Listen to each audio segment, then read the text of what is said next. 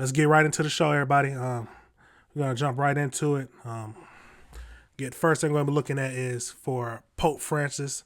We're gonna look at a little video that they was talking about at NBC.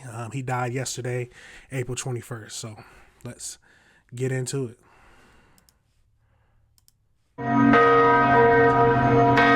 Tonight, among the nation's faithful, heartache and tears. It was just a shocker, it really was. Pope Francis, the first pope from the Americas, reformed the face of the Catholic Church in the United States, making it more inclusive. He was certainly a pope of the people. Through key appointments including Nelson Perez, the son of Cuban immigrants, as the Archbishop of Philadelphia. He spoke about the dignity of the human person. His leadership at times polarizing for the 67 million strong American Catholic community. I'm not one of his biggest fans, but yeah, no, because he's not the most conservative pope. But I still, he's still my pope. Conservative Catholics accused him of diluting church doctrine, pointing in part to the move away from Latin Mass.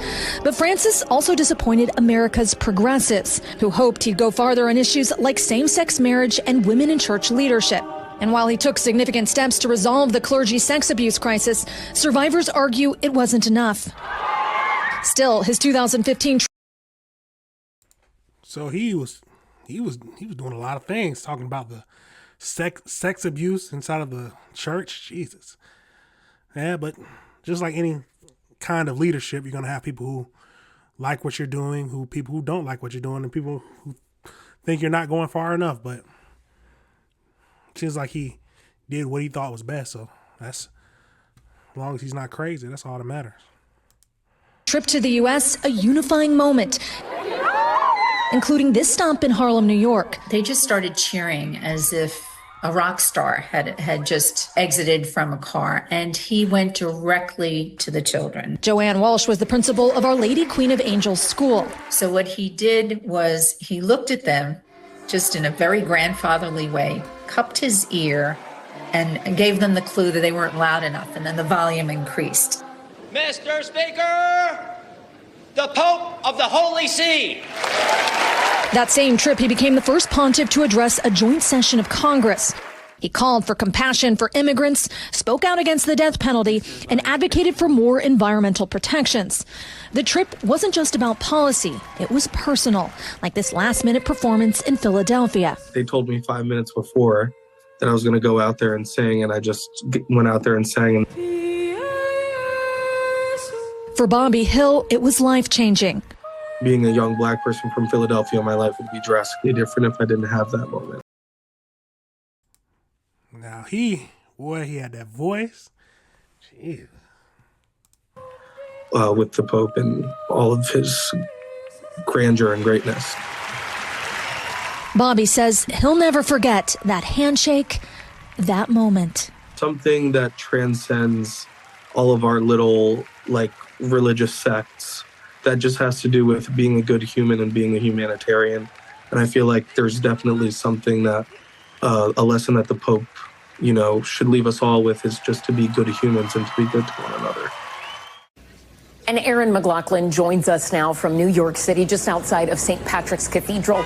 Aaron, in terms of American elected and church officials, do we know who will be headed to Rome to attend Pope Francis's funeral?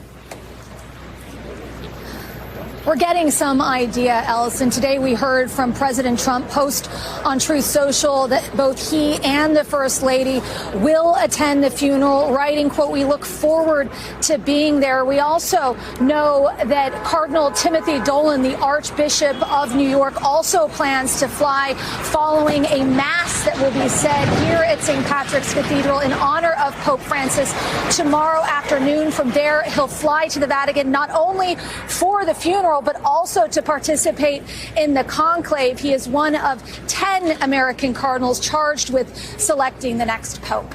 Ellison. Thanks for watching. Stay updated about breaking news and time. Seems like I don't know much about the Pope, but seems like he was trying to do everything he could to do his job and do what the people called for him to do.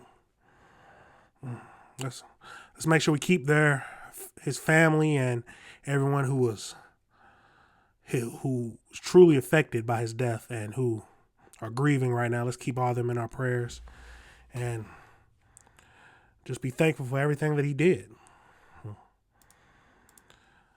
Now, all right, everybody, to remember, this is